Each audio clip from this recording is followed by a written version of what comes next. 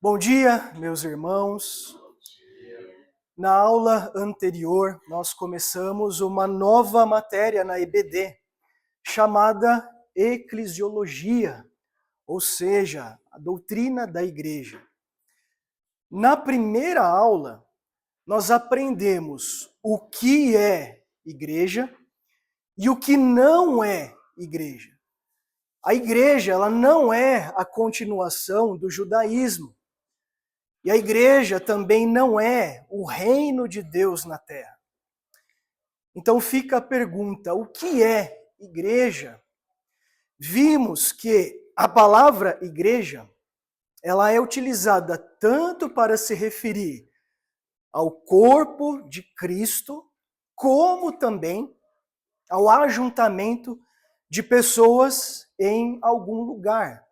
E vimos que a tradução desse ajuntamento de pessoas, do grego eclésia e do hebraico kahal, nada mais é do que as pessoas se reunirem em algum lugar para discutir sobre determinado assunto. Então, igreja, ser igreja é uma coisa. Agora, frequentar igreja é outra coisa, completamente diferente. Ser igreja é fazer parte do corpo de Cristo. E somente faz parte do corpo de Cristo aqueles que são verdadeiramente salvos. Ou seja, para você fazer parte do corpo de Cristo, a igreja corpo de Cristo, é necessário o seu nome estar escrito no livro da vida do Cordeiro. Já frequentar a igreja é algo que tanto pessoas salvas como não salvas fazem. Só que nesse caso nós estamos falando apenas de uma eclésia ou de um carral. Estamos falando apenas de um ajuntamento de pessoas, uma reunião de pessoas. Por isso é importante os irmãos refletirem na seguinte situação: o fato de estarmos na igreja não significa automaticamente fazer parte do corpo de Cristo. Vamos ler com atenção Mateus, capítulo 7, versículo 21.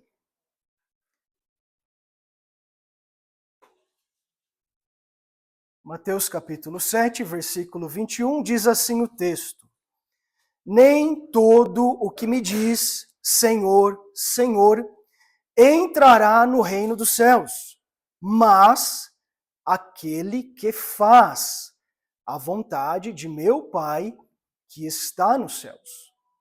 Repare que nesse versículo, Jesus, o Senhor Jesus, ele descreve dois tipos de pessoas na igreja: aquele que diz e aquele que faz. Aquele que diz Senhor, Senhor, e aquele que faz a vontade do Pai. Só que aquele que diz Senhor, Senhor, ele é salvo? Obviamente que não. Nem todo aquele que diz Senhor, Senhor, entrará no reino do meu Pai. Quem entrará no reino do meu Pai? Aquele que faz a sua vontade. Ou seja, a evidência da sua salvação são as suas atitudes em relação a Deus. É necessário existir obediência por fé a Deus e não apenas dizer Senhor, Senhor. Não basta, não é o suficiente frequentar a igreja, cantar um hino, louvar a Deus, estar aqui com os irmãos, mas isso ser da boca para fora. Essas pessoas que fazem isso não compõem a igreja corpo de Cristo. Você está frequentando apenas uma eclésia, um ajuntamento de pessoas. Como já lemos em Tiago, capítulo 1, versículo 22, é uma exortação uma orientação. Olha, veja, tornai-vos, pois, praticantes da palavra, e não somente ouvintes, enganando-vos a vós mesmos. E qual é o engano? Qual é o engano de você ser apenas ouvinte e não praticante? É achar que você faz parte do corpo de Cristo, igreja, corpo de Cristo. Veja o que Jesus disse em Mateus capítulo 7, versículo 22. Muitos naquele dia hão de dizer-me: Senhor, Senhor, porventura não temos nós profetizado em teu nome, e em teu nome não expelimos demônios, e em teu nome não fizemos muitos milagres? Porém, Jesus ele deixa claro que não basta realizar as obras em nome de Jesus. Não basta dizer Senhor, Senhor. É necessário fazer a vontade do Pai, obedecer por fé. É necessário um relacionamento verdadeiro com o Senhor. Não basta fazer o nome de Deus um amuleto. Eu oro em nome de Jesus, eu curo em nome de Jesus, eu expulso em nome de Jesus, mas você está em Jesus. Você se relaciona com Jesus, você busca Jesus, você se lembra de Jesus durante o seu dia, nas suas atitudes, nas suas tomadas de decisões. Você procura fazer o que Jesus aprova e rejeitar aquilo que ele não aprova. Então, nessa recapitulação, eu quero refletir com os irmãos essa pergunta, antes de entrarmos na segunda aula. Eu faço parte daqueles que dizem Senhor, Senhor? Ou eu realmente faço a vontade do Pai? Eu apenas frequento uma eclésia? Ou eu sou a igreja? Eu faço parte do corpo de Cristo? Porque, meus irmãos, é simples. Se você vem aos cultos todos os domingos, participa das EBD, dos PGMs, isso é muito bom, isso tem que fazer. Mas se é só isso, como nós vimos na aula anterior, isso é apenas uma eclésia. Isso é apenas um ajuntamento de pessoas. Mas você não vai passar além disso, de frequentar uma reunião. E o propósito, o objetivo não é esse. Por quê? Porque imagina naquele dia você achar que é salvo, porque você orava em nome de Jesus e faziam as coisas em nome de Jesus, e ouvir do próprio Senhor Jesus isso daqui, ó, o versículo 23. Então lhes direi explicitamente: nunca vos conheci. Apartai-vos de mim, os que praticais a iniquidade. Repara que praticais a iniquidade fala de você viver no pecado sem arrependimento, porque quando a gente se arrepende, a gente muda, e aí a gente passa a lutar contra aquilo. Então, se você diz Senhor, Senhor, se você faz parte da eclésia, está aqui conosco aos domingos, mas vive na prática do pecado, o Senhor Jesus não te conhece. E ele vai falar para você se apartar dele. Ou você é aquele que ama o Pai. Você ama o Pai e por você amar o Pai, você o obedece. Não por religiosidade, mas você faz para agradá-lo, porque você ama ele e você quer fazer a vontade dele. Vamos ler João, capítulo 14, versículo 21. Diz assim o texto: aquele que tem os meus mandamentos e os guarda, esse é o que me ama. Não adianta falar, eu te amo, Senhor, tu és tudo para mim, o Senhor é o meu Deus Todo-Poderoso. mas você guarda as palavras dele? Se não, é só da boca para fora. Não é sincero, não é verdadeiro. Então nós vimos que a igreja, ela não foi fundada por Pedro, como algumas pessoas dizem, que Pedro é a pedra. Não, a igreja não foi fundada por Pedro. A igreja, a base da igreja, a pedra, o fundamento, é o próprio Senhor Jesus, como está escrito em Mateus, e nós vimos esse texto, Mateus 16, 18. Também eu te digo que tu és Pedro, e sobre esta pedra edificarei a minha igreja, e as portas do inferno não prevalecerão contra ela. Pedro não é a pedra é Cristo. Calma, deixa eu concluir. A pedra é Cristo. Pedro reconheceu o que o irmão acabou de falar. Ele reconheceu a confissão. Mas a pedra, a base, é o Senhor Jesus Cristo. E a inauguração da igreja se deu em Pentecostes, quando veio o Espírito Santo. E hoje, a igreja, corpo de Cristo, só para frisar bem, ela faz parte, compõe ela salvos, redimidos verdadeiramente. Ela está no mundo, mas ela não faz parte do mundo. Conforme lemos em 1 Pedro, capítulo 2, versículo 11. Isso. Amados, exorto-vos como peregrinos e forasteiros que sois, e vos absterdes das paixões carnais, que fazem guerra contra a alma. Então nós podemos enxergar nesse texto aqui que somos peregrinos, estamos no mundo, mas não fazemos parte do mundo. Nós estamos aqui por um breve tempo, é só uma passagem. E o fato de não fazermos parte do mundo, é necessário que a gente faça guerra contra as paixões da carne, contra o pecado. Por quê? Porque o objetivo da igreja, corpo de Cristo, é ser representante do próprio Senhor Jesus Cristo aqui na terra, praticando o amor, levando a mensagem do Evangelho, e nós fazemos isso com o testemunho público de vida. Por isso que é importante nós travarmos uma guerra contra as paixões da carne. E 2 Coríntios também é um texto que vai reforçar essa ideia de que nós estamos no mundo, mas nós não fazemos parte do mundo.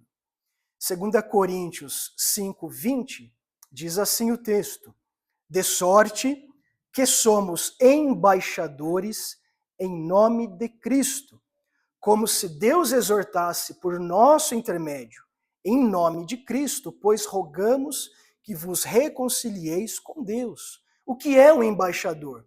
O embaixador é aquele que representa uma nação. Ele está em uma nação diferente da dele, mas ele está como representante da nação que ele faz parte.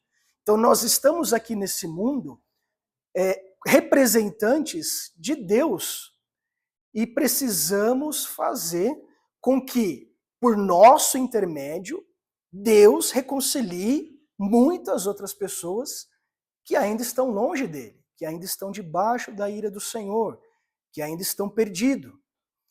Só que um dia, a igreja, corpo de Cristo, ela deixará de existir aqui na terra, na ocasião do arrebatamento, como lemos em Apocalipse 3:10. Porque guardaste a palavra da minha perseverança, também eu te guardarei da hora da provação, que há de vir sobre o mundo inteiro, para experimentar os que habitam sobre a terra. Então, só um breve resumo do que nós vimos na aula anterior. Hoje nós entraremos em igreja local. Lembrando que a palavra igreja é a mesma palavra, porém existe diferença entre corpo de Cristo, igreja corpo de Cristo, e igreja local. Então, nessa aula, nós veremos os seguintes assuntos, vamos responder as seguintes questões. O que é uma igreja local? Como a igreja local é organizada? Quais são os seus rituais? Como é o seu governo? E qual é a sua missão? Mas antes, quero pedir aos irmãos baixar a cabeça. Eu quero orar e clamar para que Deus, o Espírito Santo, conduza essa aula.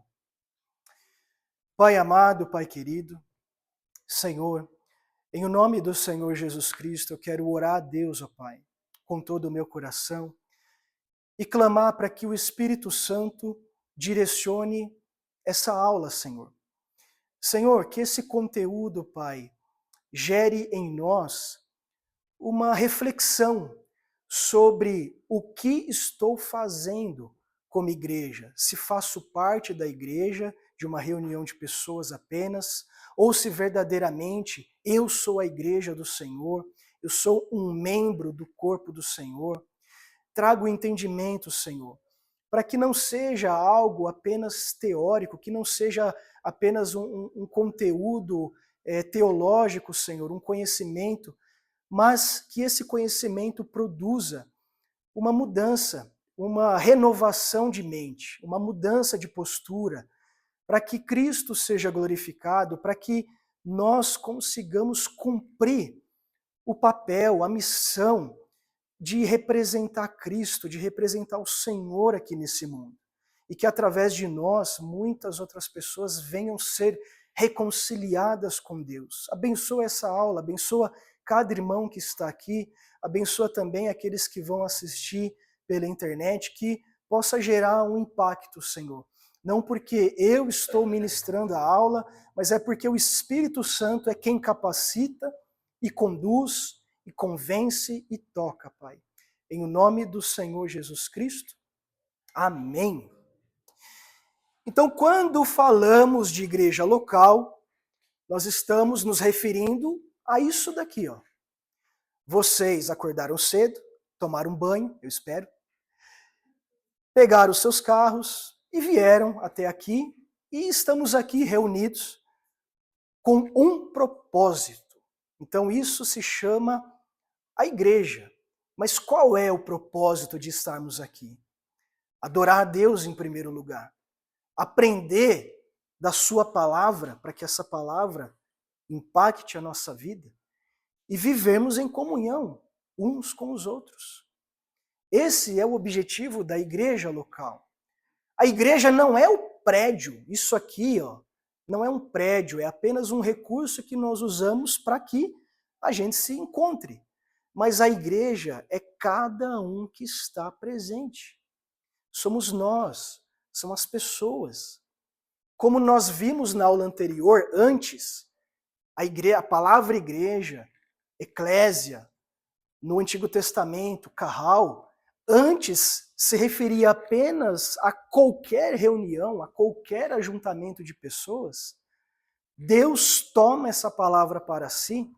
E hoje, quando nós ouvimos igreja, logo a gente se lembra de pessoas cristãs reunidas para adorar a Deus, para louvar o Senhor, para aprender da sua palavra e para ter comunhão.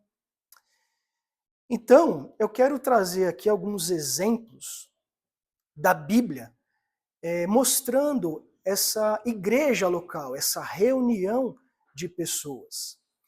Lá em Romanos capítulo 1, versículo 7, está escrito assim, ó: a todos que estáis em Roma, amados de Deus, chamados para ser santos. Então, a todos que estáis em Roma é uma igreja local. A igreja de Deus que está em Corinto, uma igreja local. As igrejas da Galácia, igreja local. Aos santos que estão em Éfeso. A todos os santos em Cristo Jesus que estão em Filipos, aos santos e fiéis irmãos em Cristo que se encontram em Colossos, a igreja dos Tessalonicenses, as 7 igrejas da Ásia.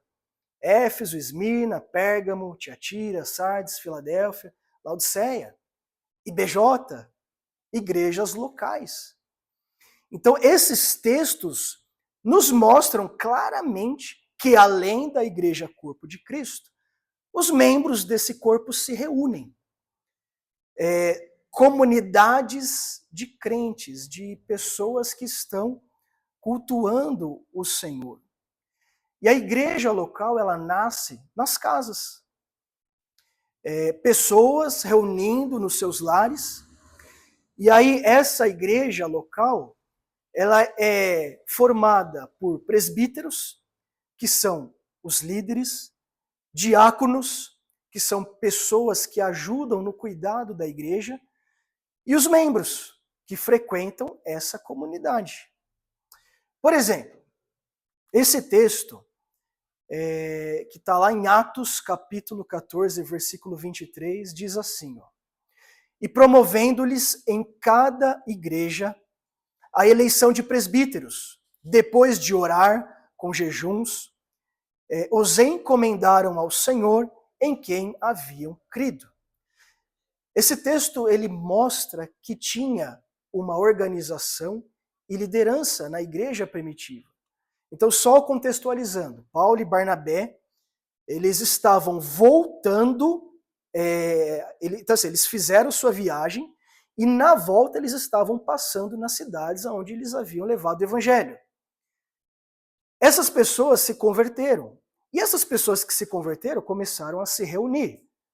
E essas pessoas que se reuniam, elas precisavam de uma liderança para conduzir a igreja. Então nós vemos a eleição de presbíteros. Por isso que se faz necessário a eleição de presbíteros. Só que a eleição de presbíteros não é algo imposto. Não é algo que é votado no sentido assim, democrático. Por quê nós concluímos isso? Porque antes do presbítero ou dos presbíteros serem reconhecidos, oficializados à igreja, eles faziam o quê? Eles pediam confirmação para Deus, através de oração e de jejum.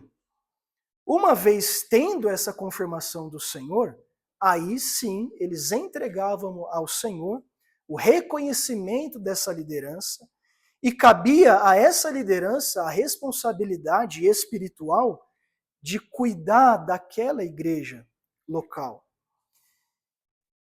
Então, a Bíblia, conforme esse texto que nós acabamos de ler, mostra que os líderes, os presbíteros, eles não cuidam apenas de questões sociais ou questões administrativas, mas os presbíteros, os líderes de uma igreja local, têm o papel e cuidam da vida espiritual da igreja, ajudando a cada irmão a ficar firme no caminho do Senhor. E eu vou dar um exemplo de uma igreja local atuando. Uma igreja local que já era formada pelos membros e que tinham a sua liderança já estabelecida, que está lá em Romanos, capítulo 16, versículo 1, que diz assim o texto: recomendo-vos a nossa irmã Febe, que está servindo a igreja de Cencreia, para que a recebais no Senhor, como convém aos santos, e ajudeis em tudo de que vos vier a precisar, porque tem sido protetora de muitos e também de mim. Saudai Priscila e Áquila, meus cooperadores em Cristo, os quais, pela minha vida, arriscaram a sua própria cabeça. E isto lhe agradeço, não somente eu, mas também a todas as igrejas dos gentios. Então, aqui já é uma igreja em funcionamento, com uma liderança já estabelecida, com pessoas cooperadoras já servindo na obra. E a igreja é isso. Nós estamos aqui para ajudar uns aos outros na caminhada. Só que o fato de existir aqui pessoas salvas e não salvas requer uma profunda sabedoria e uma profunda maturidade. Porque na igreja local nós recebemos todos os tipos de pessoas. Então é necessário ter essa sabedoria e essa maturidade. E um texto que nos exorta a isso está lá em Colossenses, capítulo 3, versículo 13, que diz assim: suportai-vos uns aos outros, perdoai-vos mutuamente, caso alguém tenha motivo de queixa contra outrem. Assim como o Senhor vos perdoou, assim também perdoai-vos. Muitos irmãos usam esse texto para dizer que eu tenho que aguentar o irmão, que eu tenho que suportar no sentido, aquele irmão é chato, mas a Bíblia me manda suportar ele. Mas a ideia aqui não é essa. A ideia aqui do suportar uns aos outros é ser suporte, é ser auxílio, é ajudar. Então nem todos aqui estão na mesma régua, no mesmo nível de maturidade.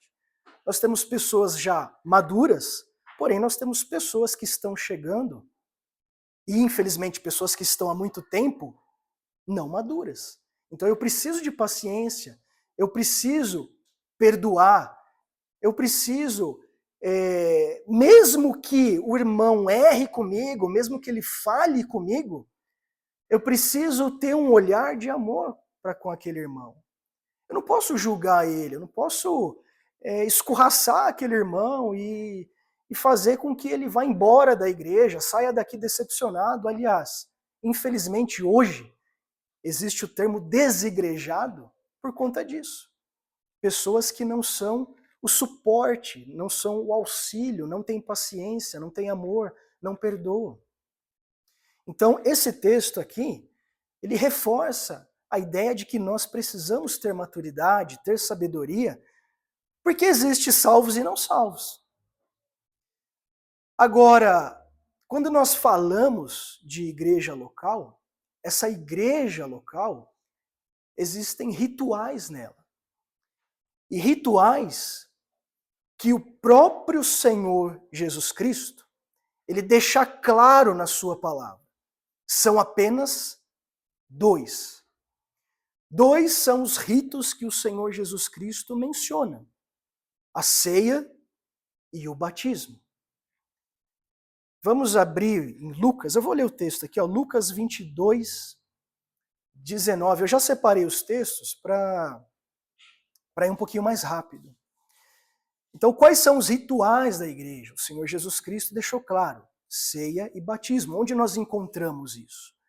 Lucas, capítulo 22, versículo 19 diz, o Senhor Jesus Cristo diz, fazei isto em memória de mim. Ele tomou o pão, ele deu graças, partiu, dizendo: isto é o meu corpo, que é oferecido por vós. Fazei isto em memória de mim. E qual é o outro rito que faz parte da igreja local? O batismo. Lá em Mateus 28, 19. Ide, portanto, fazei discípulos de todas as nações, batizando-os em nome do Pai, e do Filho, e do Espírito Santo. Mas nós veremos com mais profundidade sobre essas ordenanças à igreja lá na frente. Eu só estou citando apenas os dois ritos que o Senhor Jesus Cristo estabeleceu para a sua igreja. A igreja, ela precisa ter uma organização, ela precisa ter um governo. Senão a gente vai cair lá em Juízes, no PGM. A gente está fazendo devocional, estudo no livro de Juízes. Se você não tem liderança, se você não tem organização, cada um aqui vai fazer o que é correto segundo o que acha, segundo aos seus próprios olhos. Então nós vimos que a igreja, assim que ela já nasce com uma organização, ela já nasce com uma liderança. Olha só o que eles faziam, o governo da igreja. No início, quando surgiu a igreja, eles contavam a quantidade de membros. Nós vemos isso lá em Atos. Atos 2:41 fala que Pedro pregou e houve um acréscimo de quase 3.000 pessoas. E Atos 4:4 também houve novamente a proclamação do evangelho e, de novo, subiu o número de homens para quase 5.000. Claro que depois eles perderam a conta, de tanto que as pessoas começaram a se converter por conta da pregação. Mas existia, a princípio, uma contagem de membros. Depois que a igreja foi crescendo, foi necessário pessoas para ajudar no cuidado da igreja. Então nós já vimos o caso das viúvas helenistas.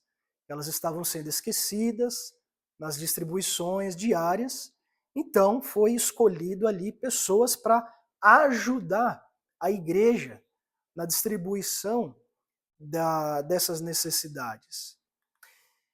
E em Atos 11, versículo 30, os presbíteros, eles passaram a ser reconhecidos como a liderança da igreja local. Porém, ao longo do tempo, agora lembrando um pouquinho da nossa aula de hermenêutica, ao longo do tempo, surgiram diversas interpretações relacionadas ao governo da igreja. Então, pessoas que interpretam o texto de maneira literal entenderam, enxergaram que o governo da igreja é de uma forma, já aqueles que partem para a alegoria entenderam completamente diferente. Então você vai perceber que, ao decorrer do tempo, surgiram várias ideias, vários tipos de lideranças e de governos. Essa igreja, ela adota, entendemos a partir do método literal, que o governo congregacional é o que mais se aplica, é o modelo perfeito, porque foi estabelecido pela própria Bíblia. Então, essa igreja segue o modelo congregacional. O que significa isso? Significa que a decisão, ela não é imposta. A decisão não é autoritária, a decisão não é arbitrária. A decisão, ela acontece com base em assembleia e os membros chegam a uma conclusão sobre determinado assunto. Mas, lá na frente, a gente vai entrar em detalhes de outros tipos de governos que surgiram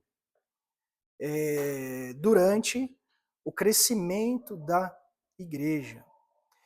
E partindo para o final, a igreja, ela tem uma missão. Qual é a missão da igreja? Por que nós estamos aqui? Por que essa igreja ela existe? Em primeiro lugar, essa igreja ela existe para glorificar a Deus. Depois, essa igreja existe para evangelizarmos pessoas, para que a gente vá e leve a mensagem do evangelho para aqueles que ainda estão perdidos, estão mortos espiritualmente. E terceiro, a igreja existe para que haja a maturidade, o desenvolvimento da maturidade e o desenvolvimento da santidade. Tanto nós como nós ajudarmos uns aos outros. Então nós estamos aqui para glorificar a Deus com a nossa vida, com o nosso testemunho público, com a nossa conduta, com a nossa prática de fé. Estamos aqui para, da mesma forma que um dia a nossa vida foi impactada pelo Evangelho, a gente leve esse impacto para outras pessoas e para nos desenvolvermos em crescimento, não de estatura, mas crescimento de conhecimento, de fé, para que a gente consiga ficar firme na luta contra o pecado. Eu quero terminar refletindo com os irmãos a seguinte situação. Nós vimos que ser igreja é uma coisa, frequentar uma igreja é outra, completamente diferente. E eu quero finalizar com esse versículo, 2 Pedro, capítulo 1, versículo 10 e 11, que diz assim: Por isso, irmãos, procurai com diligência, cada vez maior, confirmar a vossa vocação e eleição, porquanto, procedendo assim, não tropeçareis em tempo algum. Pois, desta maneira é que vos será amplamente suprida a entrada no reino eterno do nosso Senhor e Salvador, Jesus Cristo. Eu quero orar para que esses versículos, entrem no nosso coração, para que a gente viva uma vida buscando essa diligência, esse cuidado extremo, cada vez maior, no que se refere às coisas de Deus. E que a gente não venha aqui por obrigação, ou apenas por protocolo, ou por apenas cumprir um rito, mas que de fato a gente possa assumir o papel de igreja corpo de Cristo, e fazer com que a missão da igreja seja cumprida nesse mundo. Amém? Abaixa a cabeça, eu quero orar novamente. Pai amado e Pai querido, Senhor, eu quero clamar, Pai, quero pedir para que cada pessoa que está aqui, cada pessoa que assistir esse vídeo, eu me incluo nessa também, Senhor. Eu oro para que as distrações do mundo não nos afaste da nossa missão, do nosso propósito, que é, Senhor, ser de fato uma igreja, corpo de Cristo, redimida pelo sangue do Cordeiro. Senhor, que o Teu Santo Espírito nos fortaleça nesse papel. Senhor, eu oro pedindo para que cada dia que passa, Senhor, seja uma oportunidade de amar cada vez mais ao Senhor por conta de maturidade, de crescimento espiritual, de conhecimento da Tua palavra.